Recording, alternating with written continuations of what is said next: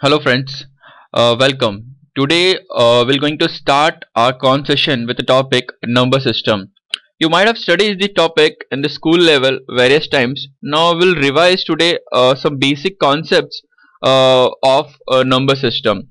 To start with, I'll show you the classification of number system, or you can say it's a number tree. The classification of number system or numbers are like this. Numbers are generally classified to real number and complex numbers. Complex numbers are mix of real number and imaginary number. Imaginary number are uh, uh, such numbers which does not exist in real life. Suppose if I would tell you ki just imagine one number for which square is negative. You don't have such number for which square is negative. But if we can imagine such number where the square is negative, we can call it an imaginary number. For example, the minimum possible number is a root of -1. When you square this number, you'll get -1 as the answer. So this is only imaginary number we have. We'll see some more concepts about imaginary number later on. Now we can see more classification. Real numbers are classified into irrational and rational numbers. Irrational are those numbers which does not have fixed value when you want to represent it in a decimal point. Suppose root 2 or any number which does not have a perfect root, like root 2, root 3, root 5. You'll get some number point and the continuing numbers after that. Pi is also irrational number. Now in rational part, you can see there are integers and fractions, and integers are very much familiar with all. That is natural number 1 to infinity. Then if we'll combine 0 with that, that will become whole number. And negative integers are also there. Now we'll see some more concept about imaginary number. You can see imaginary number. These numbers are formed by imaginary number I, and any real number time I is an imaginary number. For example, I is imaginary. You know that 3i is also imaginary number because 3 is a real number multiplied by imaginary number I. Then it also becomes imaginary number minus 9.3i, etc. There is one property that just I shared with you, that I square will be -1, I cube will be minus I raised to 4 is equal to 1. In fact, if the power of I is multiple of 4, then we'll always get 1 as answer. Okay. Now we'll see concepts about complex number. You can see complex numbers are a combination of real number and imaginary numbers. That is a plus bi. The examples are shown here: 3 plus 6i, 8 plus minus 5i, which is often written as 8 minus 5i. There is one more concept in complex number, that is complex conjugate. In that you just change the sign of imaginary part, rest is unchanged. Like a plus ib, the conjugate of this a minus ib. And there is very important concept in this. A plus ib and a minus ib, if you'll multiply these two, you'll get a square plus b square. This formula is very helpful sometimes in many problems related to complex number. Now we'll see the concepts of even and odd number, which is very basic. Any number multiple of 2 is even number, and any number which does not divides with 2, then it is odd number. The next concept is prime number. Prime number, you know that prime numbers are those number which are divisible by 1 and itself only. Example 2, 3, 5, 7, 11, 13, 19, etc. There are some important points and important properties of prime number. 2 is the only even prime number, you know, and 1 it is not a prime number.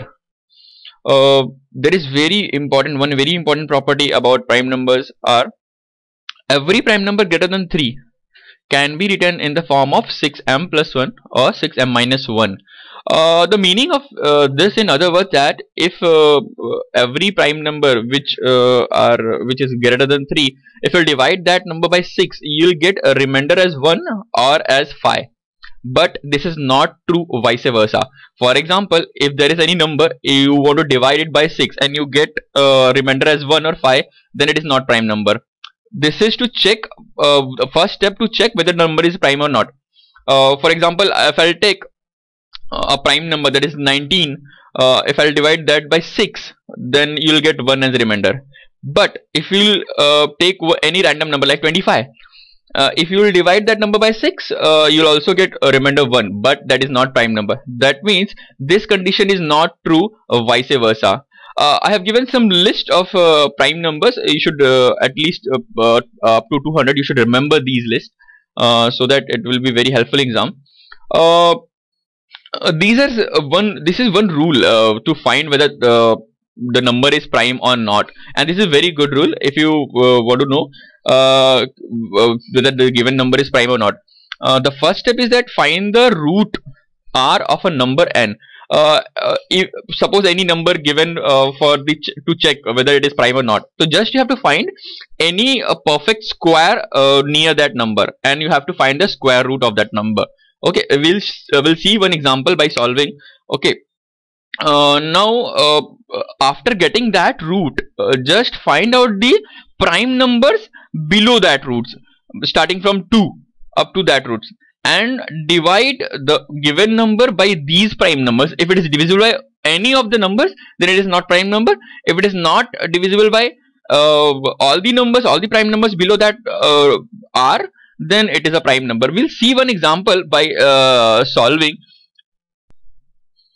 Suppose we take number 247 as example to check whether it is prime or not. So 247 is nearly the perfect square which is near to this is 225. Okay, so 225, and the square root of 225 is 15. If I list down the prime numbers below 15 is 2, 3, 5, 7, 11, 13, and including this also 15. Okay, now start dividing 247 by these numbers. It will be not divisible by 2. 3, no, not possible. 5, not possible. 7, not possible. 11 also not possible. It is divisible by 13. That means it is not a prime number. 247 is not a prime number. So I think now you are clear how to check whether number is prime or not. Now we'll see the concept of factorial. I think you are very much familiar with this concept. Factorial of any number is multiplication of all the numbers starting from 1 to up to that number. Okay, you can see the formula, and factorial is equal to n into n minus 1 n minus 2 up to 1, or you can write in this way also, 1 into 2 into 3 up to n. These are some examples which I have shown here. Okay, 1 factorial is always 1. There are a few important points about factorial. The factorial of negative number is not possible at all. Okay, and 0 factorial is always 1. And n factorial can always be represented as n into n minus 1 factorial. For example, 12 factorial, you can write it as 12 into 11 factorial. Okay, this will be used in some of the examples. Okay. Okay friends, now we'll see some simple tricks in maths to ease our calculations. First we'll go with square. This is in general a rule to find square of any 2-digit number. Sometimes it is also applicable for some 3-digit numbers also. The first rule is numbers ending with 5. This is a very basic rule. I think many of you know this rule from the school levels. Number ending with 5 means suppose there is one number called 65. If you want to find the square of this number, you just have to multiply the 6 into the next number of 6. 6 into 6, 7. That is 42. And the last 2 digit will be always 25. So square of 65 is 4225. Similar way, 95 square is 9 into 10, that is 9025, because the next number of 9 is 10.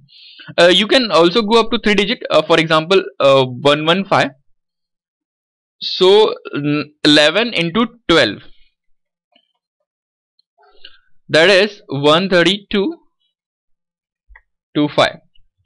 Okay, this is one simple rule. Now we'll see numbers near 100. Now what do you mean by near 100? Near 100, we cannot have any definition, fixed definition to near 100.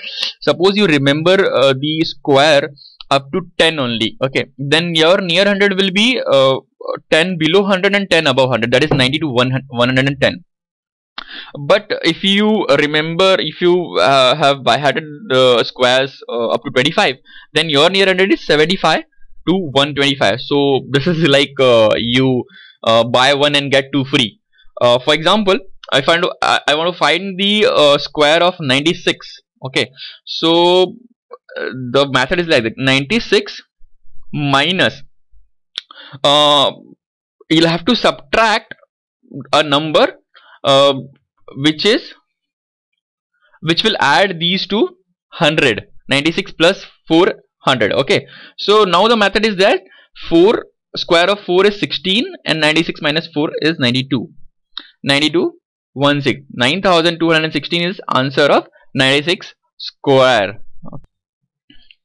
We'll see some more example. For example, I want to find the 88 square. 88 minus 12. Okay, now 12 square of 12 is 144, but we cannot write 1 over here, we'll have to take carry. Then 88 minus 12 is 76, plus this 1, 77. Therefore our final answer will be 7744. This is square of 88. So whatever be the number, you'll have to stick to this 2-digit rule. You have to write 2-digit number only. For example, if you want to find the 97 ka square, what you'll get? 97 minus 3. 3 square is 9, but I'll write 09 because I have to maintain the 2-digit method. Okay, then 97 minus 3 is 94. The answer is 9409. Okay, similar way we can go on positive side. Suppose if you want to find square of 106, the rule is 106 plus 6. Whatever the number is exceeding with 100, we will have to add once again. 6 square is 36, and because of this plus sign, I'll have to add these two, 106 and 6. The answer is 112. Here we were subtracting the things, but here we are adding the things. So you have to remember these two concepts. Also here, when the rule is same, if the number is single digit, for example 102 plus 2 is the square of 2 is 4, you'll have to write 04, and 102 plus 2 is 104. And if it is going in 3 digit, for example 113 square is equal to 113 plus 13, then 13 square is 169. I'll have to write 69 over here. 1 carry, 113 plus 13, that is 126 plus 1 that carry, 127. So this is the answer. Now I think you are very much clear with this concept. But you'll have to make sure that when it comes to a problem in exam, if there is any chance that these kind of things comes there, so you should use this, and for that you'll have to practice it a lot. Okay, so take any number and any random number and find the square root of square of that. Okay, but this is applicable only for 2 digit and some of the 3 digit number, that is near 100. Okay, so like this there are more tricks. In coming session we'll learn more tricks about the calculation, so that you can ease your calculations. Okay, now we'll move to our next topic, that is a number based system. Number based system is that in real time the numbers which we are using, that is 0 to 9, these numbers are called decimal number system. In decimal number system, the base is 10. But apart from this decimal number, there are many more number systems like binary, octal, hexadecimal. So we'll have to see how to do operations on these numbers. So we'll move towards that. Now you can see the base of all the numbers. The decimal system base is 10, and binary system base is 2, and in octal system base is 8, and hexadecimal system the base is 16. If you'll talk about base 10, then we have to define the range in decimal, which is used in real life, the 0 to 9. Okay, 0 to 9 comes under category decimal number system. In binary, you will get only 0 and 1, nothing else. Okay, that is bits and the language of bits, bytes. In octal system, you will get number 0 to 7 only. In hexadecimal, the numbers are starting from 0 to 9 and A, B, C, D, E and F. It's like 0 to 9, then this is 10, 11, 12, 13, 14, 15. So 0 to 15, that is 16 numbers. So these are 4 different terminologies, different base systems which we'll going to study. Now we'll see how to convert numbers from one base system to another base system. For example, if we want to convert decimal to binary, which is base 2. Okay, for example, if I want to convert number 273, since I have to convert to binary, then what I'll do, I'll divide 273 by 2 throughout. Okay, and I'll write remainders in front of the numbers. Suppose this is 126. Now remainder is 1, so I write 1 here. Okay, then 68, remainder is 0. 34, remainder is 0. 17, remainder is 0. Remainder 1. Remainder 4. Sorry, remainder 1, then remainder 0 again. Then remainder 0 again. You'll have to perform till you get one number which is not divisible by 2. Now I got one number, that is 1, which is not divisible by 2. Now I'll have to write the numbers in this order. Starting from here, I'll have to go here. Okay, then our answer, this is in base 10, will become, first I'll have to write this 1, then this 0, then this 0, 0, 1, 0, 0, 0, 1 in base 2. So just you have to remember that to convert a decimal to any base system like we did for binary, you'll have to divide the number by base of that system. In case of binary it is 2, that's why I have divided by 2 throughout, and I have written the remainder in front of those numbers. Now suppose if you want to convert a decimal to octal,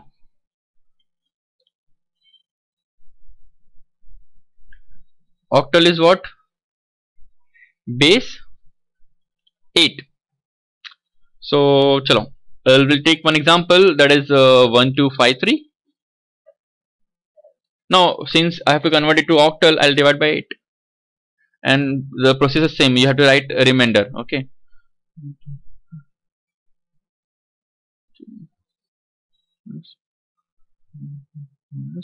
The remainder is 5.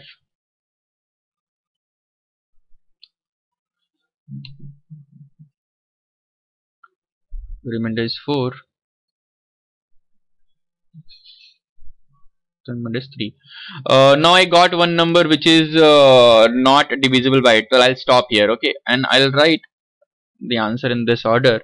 Now your answer 1253 in base 10 is equal to 2, 3, 4, 5 in base 8. So in this way we can change our base systems.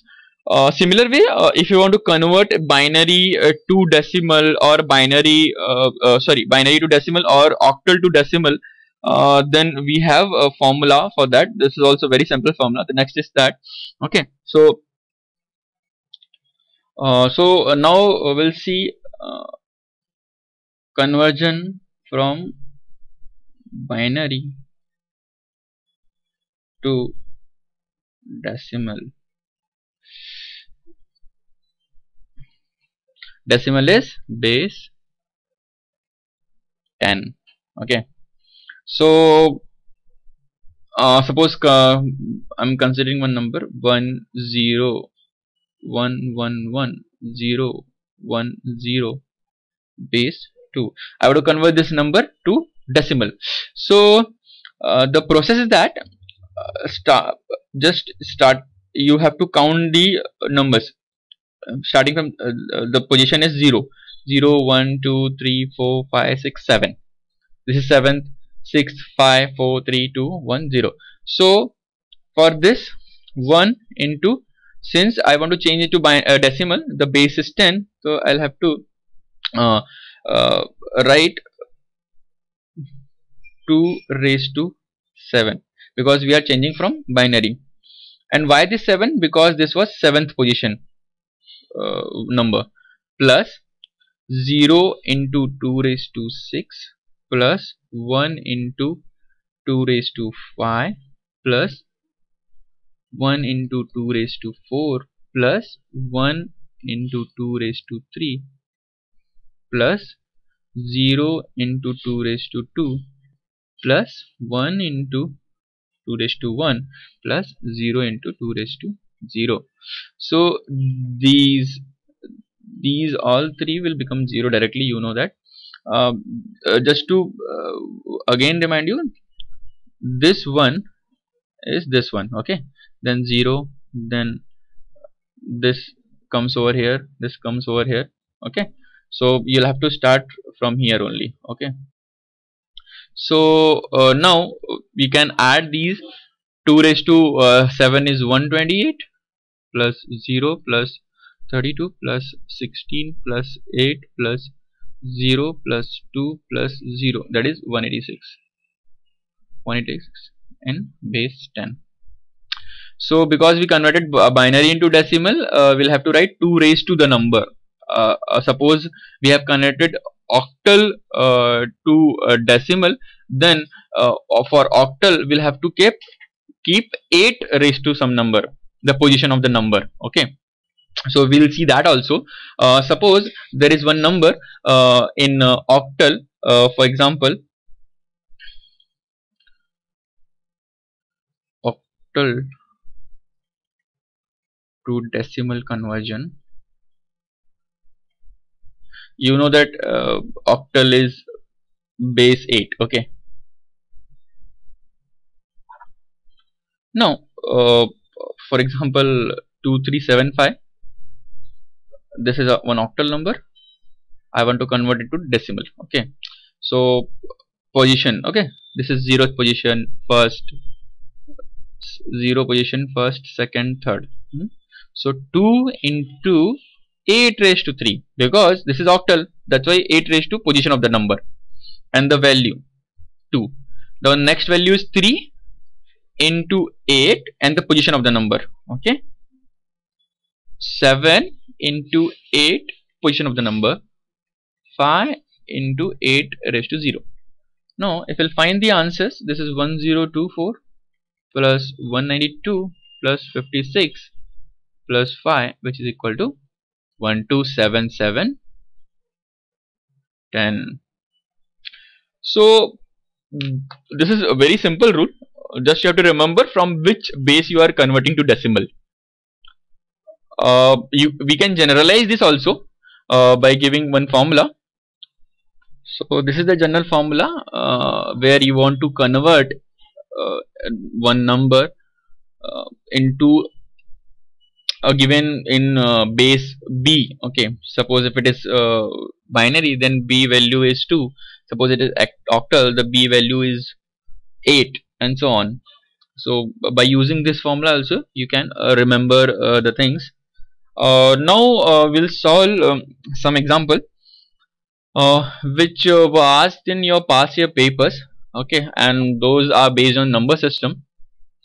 So we'll see first example. This is a first example which was asked in year 2010. They have given question like this: if 137 plus 276 is 435, how much is 731 plus 672? Many times students get confused and the kind of question they have asked. If you'll see very closely, 137 and 137, okay, both are same. The digits are same, and 276 672. So they think this is only a problem of representation of digits. Okay, but it's not like that. Just you have to think the answer may be different. Okay, normally these are kind of problems comes from base system only. Okay, so just you have to find first in which base system they have given this solution, because if you'll add 7 and 6 you'll get 13, but it is written 5 over here. Okay, so to find in which base system it is given, it is very simple. 7 and 16 is what? 13. So just but instead of 13 they have written 5. Okay, so just subtract 5 from this 13. What you'll get? You'll get 8. That means the base system which they have used in this calculation is octal. So you'll have to use octal notation only. The octal notation, if you'll add, there are two processes. First, convert these two to decimal, then again add them, then again convert them to octal, which is a lengthy process. You can directly add. Okay, for example, the first digit, if you'll add 2 and 1, you'll get 3.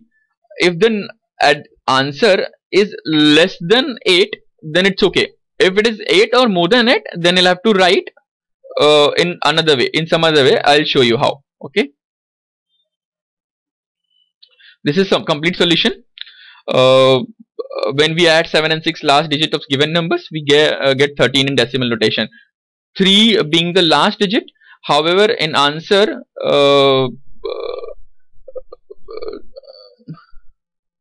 the answer it is 5, a difference of 13 minus 5, which I have told you 8. Okay, it gives us a hint that octal notation is used. Now this is the given one: 7 plus 6 13, 13 minus 8 5. Because it is more than 8, that's why I have to subtract 8 and I have to write the number, and if I'm subtracting it, then and then only I have to carry 1. Now next number is 3 and 7.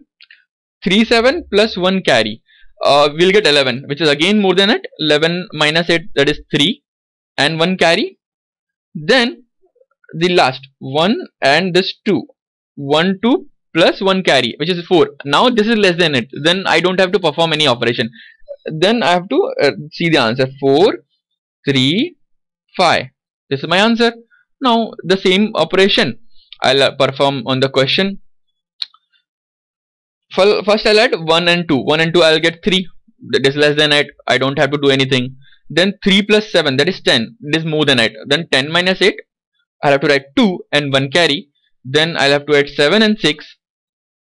7 and 6 will give you 13 plus 1 carry, which is 14.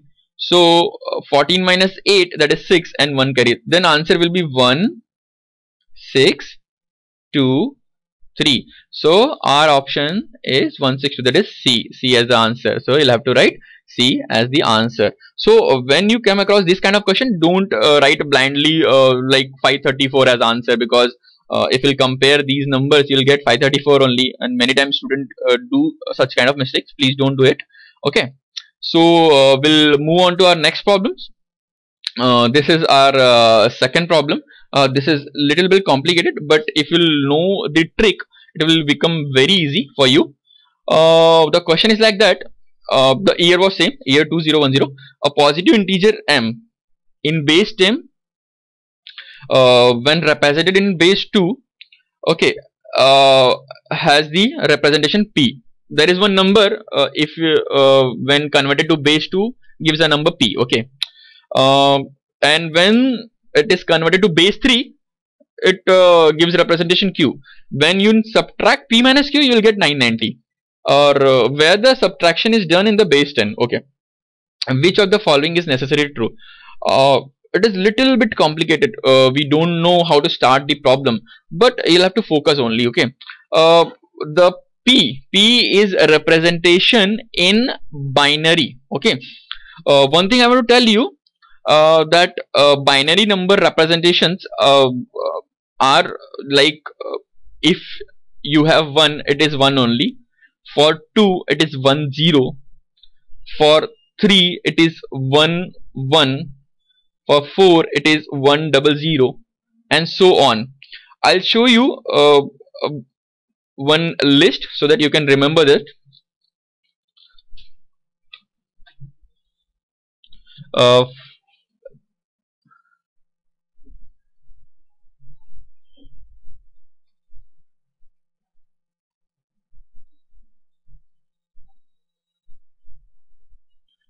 It is same as we saw earlier. We can derive this by using that division method also, but at least you should remember some of these.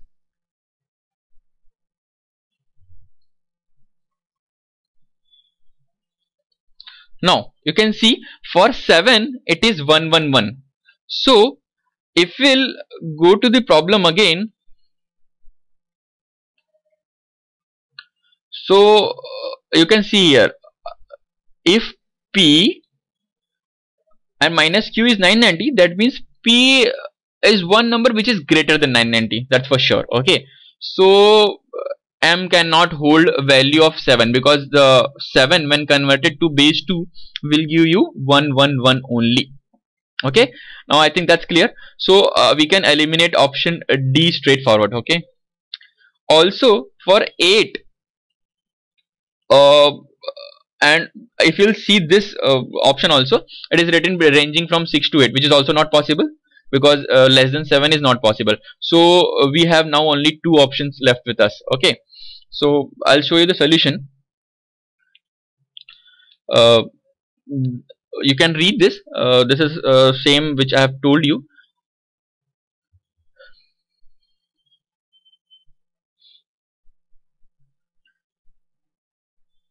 Okay, I think now you are clear with this paragraph. Okay, now this is very important line. Okay, just read. The unit digit of difference is 0. That means in both the term, in base 2 and base 3, you should have 0 as your unit digit. Okay, so when you're converting one number in base 2 or base 3, suppose you're converting one number in base 2, you'll get answers in the 1 0 format, and for base 3 also you'll have to divide that number by 333 and note down the remainders. So if we want 0 in our both p and q, then the number should be divisible by 2 and 3 both. Why? Because the last digit of the converted number is the remainder of your first operation. Okay, when you divide one number first by 2, you get remainder, so that is last digit of your converted base number. So if you get both 2 and 3, if you can divide that number by both 2 and 3, then surely you will get 0 in both the cases. So if you see option again, 9 13, 9 into 13, there is only one number, that is 12, which is divisible by 2 and 13 only, but we'll not guess, we'll solve. Okay, so when you convert 12 into base 2, you will get 1100 by same method, by dividing 2 and noting down the remainder. and when you'll convert 12 in base 3 with the same rule by dividing by 3 and noting down the remainder, you will get 110, and when you'll subtract these two, you'll get 990 as the answer. Hence B is the correct answer. Okay, thank you.